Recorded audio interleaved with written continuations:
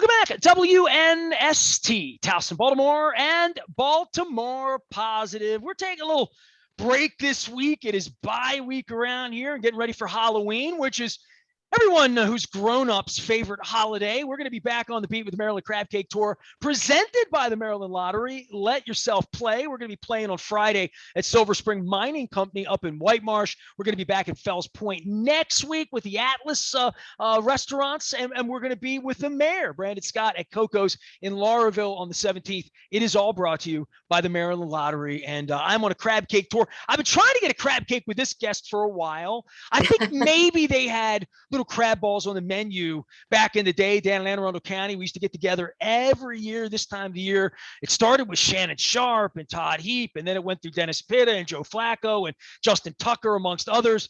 The gridiron Halloween celebration that we used to have. Lisa Rusyniak joins us now from Goodwill Industries here, and the Goodwill folks locally, where I'm about to make a donation to you because I have a whole bunch of stuff, and I know, and I thought of you, and I said, geez, it's Halloween. We're not getting together with football players this year. Well, the world's changed. We were having a good time there for a number 20 years or so, weren't we? Yeah, we were. It was awesome. It was an awesome event. Well, I think of you with Halloween every year because where are we going to get a costume? Where are we going to go? My wife and I came up with an idea, and I don't give it away, but she said, we got to go shopping. And I'm like, well, we give all this stuff to Goodwill. We get the little sheet of paper when we drop off over on Joppa Road, where we go right by Dr. Steve's office in the backside. And I said, maybe we're going to go over there and do some shopping this week. So this is really like the busiest week of the year for your stores, right? Like everybody comes out because this is such a great holiday.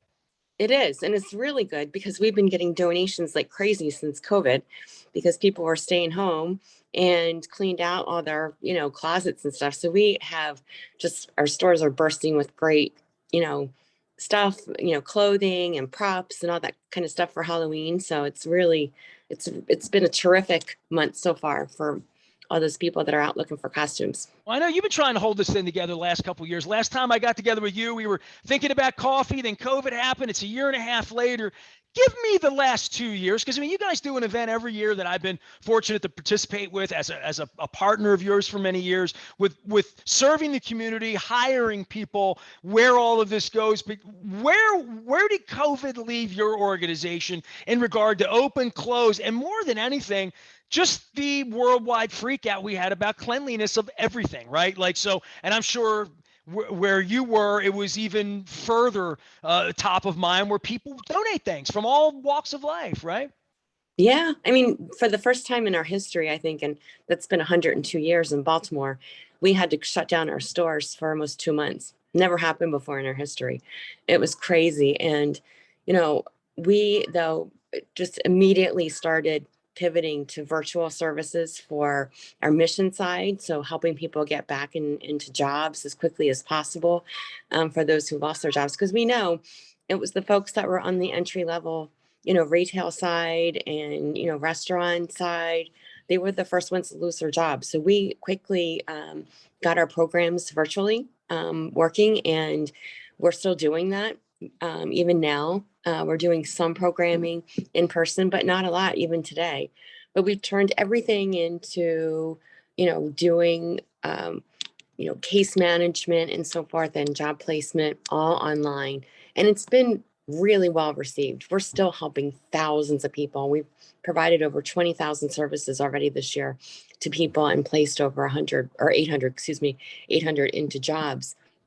And so we're still on a skeleton crew in our stores. We're open in abbreviated hours just because now the labor market's so tight. And we've increased our wages to be competitive with other retailers. But we're just like any other retailer right now, struggling to, get people into work, which seems to be the biggest issue on everybody's mind these days, that's working on the front lines. Liz Rusyniak here from Goodwill Industries, helping people up and get employed. Now, last I checked with you, you were like doing a simulated sort of pharmacy sort of thing. Bring me up, because you work 4 blocks from where I live, just the other side of the city, and people getting to work and opening offices. And you were the infrastructure, the aorta of all of the operations. I'm sure you had to go to some sort of virtual way when you reopened. And we're going on a year and a half now, right? So this isn't new the way we're doing this. But to your point, I'm cleaning. Other people are cleaning. I think I've given you more in the last year and a half than I had the 5 years previous. And I still haven't had you bring the truck up for all of the promotional items from my radio station that I've had for 20 years that sort of when we didn't give the t-shirt away for Toyota or Miller, we have so much stuff. And there was a sort of a freeze on all sorts of things. Where are you at this point? And I guess over the last 2 years, so much of what you've done, the North Star changes, I think, for everybody in their organization when something unprecedented comes along like this. Yeah. So in the height of the pandemic, we were getting about 20,000 donors a week, and we're still averaging 14,000. It's amazing. It's just incredible. And we're, selling it. So as many 14,000 donations what? 14,000 different people bring bags of stuff to you every month? Is that what's the number? every week. Week? Every week. I got to times that by 4.5 to get a month. Hold on now. So Yeah. So I mean, in an incredible month, 100,000 people will bring you stuff, and in a bad month, Yes. 40,000 people will bring you stuff, right? Yeah, we haven't had a bad month, since I can remember. It used to be years and years ago. I've been with Goodwill for 25 years. It used to be we went through like a slump in the summertime where, we didn't get a lot of donations and we had to warehouse donations and then, truck them out to our stores. Not in the last 2 years. We've had so many donations. In fact, we shut down, part of Bel Air Road a couple weekends and Route 40 out in Ellicott City. I mean, we just backed up traffic so much because people were trying to get into our stores. It's been incredible. And, for us, we take all of the proceeds from the sales of those donations and fund our programs. And you mentioned the CVS program, which we did take all online. And CVS has been a terrific partner. In fact, we're getting ready to open our second location at Mount Lebanon Church in West Baltimore. It's going to be a mock pharmacy, just like the one in our headquarters. And we're going to be taking people through all the up till certification. They do their externship at the CVS.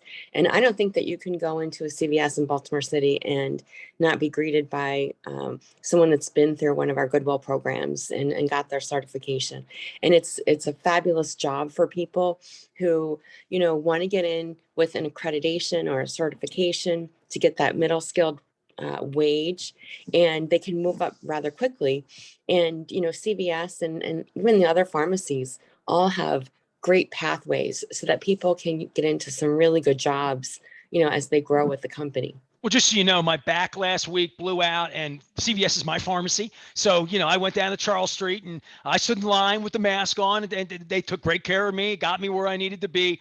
Lisa Rusyniak's here. She's with Goodwill and Goodwill Industries. We used to get together right around this time every year. It was always sort of around the bye week. And I remember we had some dark nights, right? We had the day after we lost the Minnesota game. I remember that one being, and then we had big wins, and the next night it was come down to Anne Arundel County and say hello to the tight ends. And Joe Flacco did the Jersey Shore one year with me and did a Michael Phelps turn. I'll tell you one thing, Lisa, the gift that gives are the pictures, because there were a lot of years. My wife and I have been married 18 years now. There were a lot of years where the only party we went to, the only time we dressed up, was because of you, Kevin Byrne and Sally and the Ravens organization. I was the MC every year, so I'd have to have a costume. There was pressure.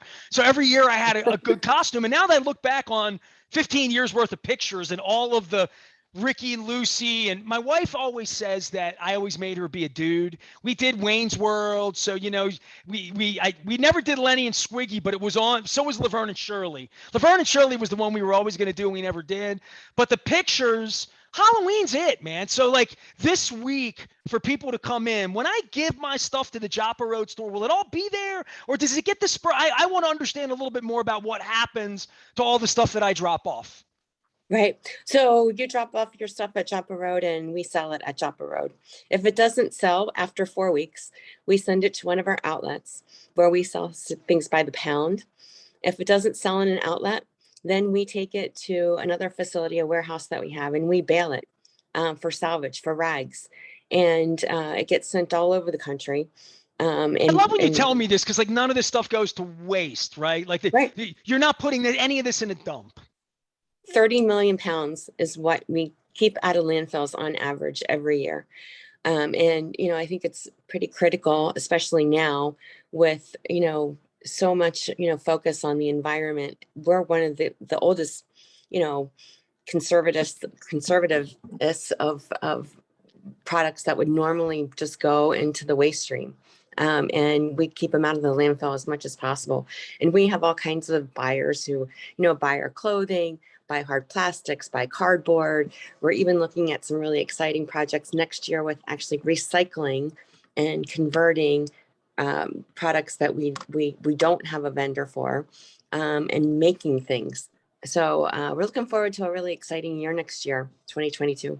Well, I hope you have a great Halloween. I hope you sell a lot of stuff. I know we'll be rummaging through the stores, and I'll be hitting you and saying, hey, when can I get that truck over here and get all this cool stuff so we can take it somewhere, maybe beyond Joppa Road to sell it. But I really appreciate the friendship over the years. I miss the party. Yeah, I miss the hors Me d'oeuvres. too. I miss the wacky costumes, right? Like people every year, it was the one night where you were really a weenie if you showed up and you didn't have a costume. You know what I mean? We were probably 80 or 90% at, costume at our party, right? I mean, and it was we always play Thriller, right? I miss it. Well, let's I resurrect the know. party. Let's find a reason to throw a party next year.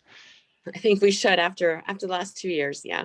We don't need the Ravens. We don't need any. We just need costumes and fun Yeah. people and we need a dance room. We need a DJ.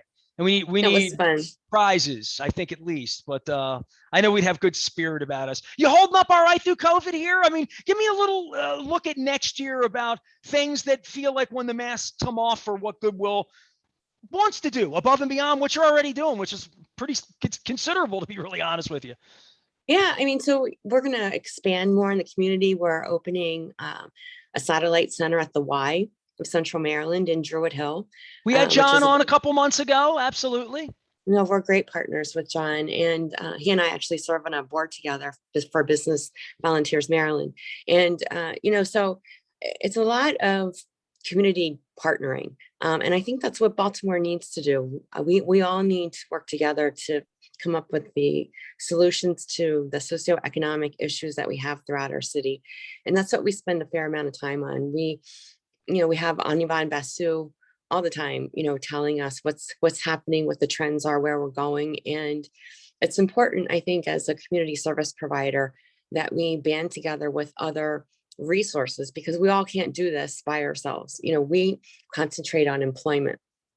Other providers focus on, substance abuse and recovery and transitional housing and, healthcare and so forth. And so by connecting all the dots in the community, that's where we make a difference.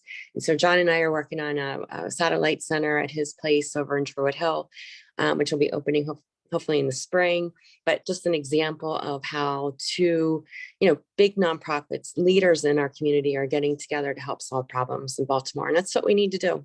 Creating jobs and finding people to fill them. That's what we're doing here. Lisa, I appreciate you. Thanks for coming on. Next time we get together, let's make it over a crab cake. I mean, I put this crab cake tour together on Fridays. I blew my back out. I'm back on the beat here the next couple of months through the holidays and getting together and gathering local business leaders like yourself to tell the story of what you do. I've given many times. I've talked about it many times, and it continues to evolve in the story of how Goodwill is growing. And hopefully next year you get your luncheon where we actually have lunch instead of the virtual thing, and we'll work on that together. And I promise I'll have a nice donation for you here before the holidays. All right.